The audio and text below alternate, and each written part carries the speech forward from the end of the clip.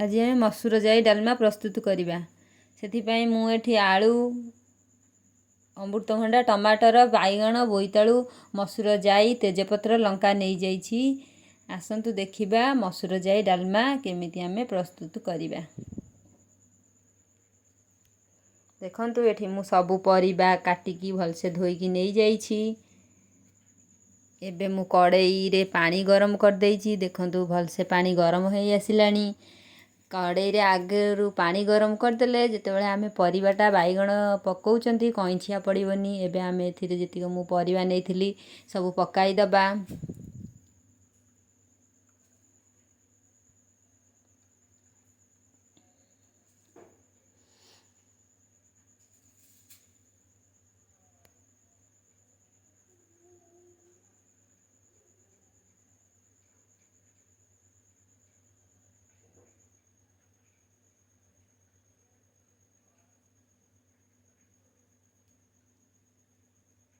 मु देखंतु सबु परिबा एठी पकई देइछि। एबे जाई मु धोईकी रखिछि ताकू पकाइबा। जाई पकई देली।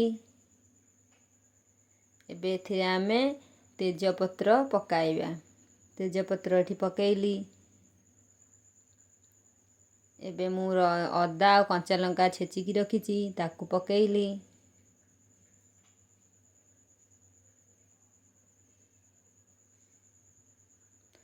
एबे एथिरे आमे हळदी गुंड लूण पकाइबा।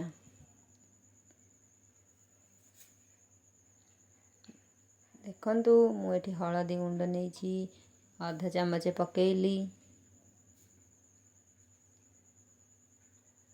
एबे स्वाद अनुसार लूण पकाइबा।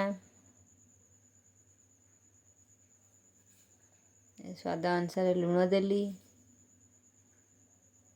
एबे ताकू हमें भलसे गोलाई दबा।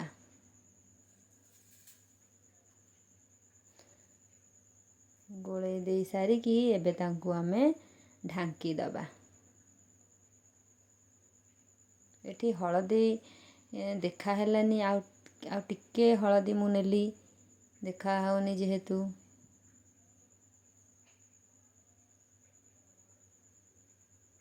ताको पुणी थरे गोलाई देली।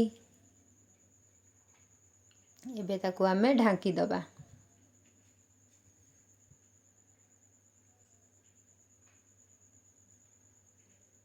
चुली रे कले सांग माने खाइबा को भल लागे टेस्ट भी भल आसे। सेथि लागी मु भाबिले आज चुली रे करिबा रोसेई। सेथि लागी मु एबे चुली रे बनाउची रोसेई। एबे चलंतु आम बाड़ी टिके बुली आसीबा।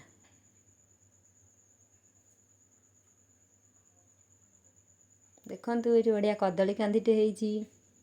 एबे चलंतु देखिबा एबे डालमा हेई आसीबणी। देखंतु पूरा बढ़िया बागी सिझी जाइछि।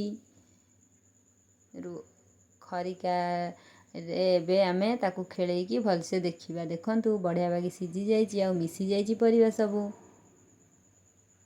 एबे आमे ताकू छुंक दबा। एथिरे मु तेल नेली भेरसुंग पत्र पियाज लंका फुटण आउ टमाटर नेकी ताकू भलसे छुंक दबा। ताकू टिके भलसे जारी दबा।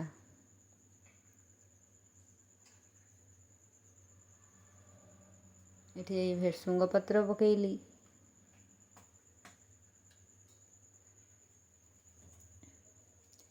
ताकू टिके सिझिबा पाई छाड़ी देबे। भलसे जारी हेले छुंक र बास्नाटा बढ़िया आसीबो।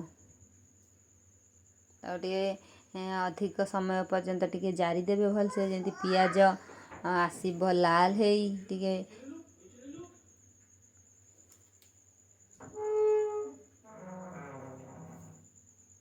एबे आमे डालमा को ढालिबा। देखंतु केडे सुंदर देखा जाउछि। एबे एथिरे आमे जीरा गुंड दबा।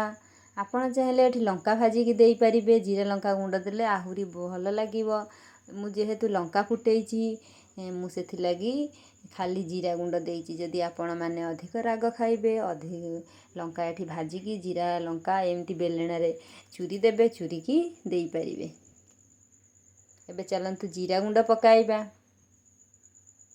ଜିରା ଗୁଣ୍ଡ ପକାଇ ମୁଁ ଏବେ ଏଠି ଜିରା ଗୁଣ୍ଡ ପକାଇଦେଲି।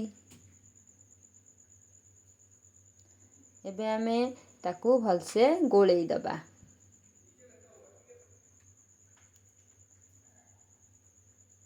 ଦେଖନ୍ତୁ ମୁଁ ଏଠି ଭଲସେ ଗୋଳେଇ ଦେଲି। ବଢ଼ିଆ ଦେଖାଯାଉଛି, ବଢ଼ିଆ ବାସ୍ନା ବି ଆସୁଛି।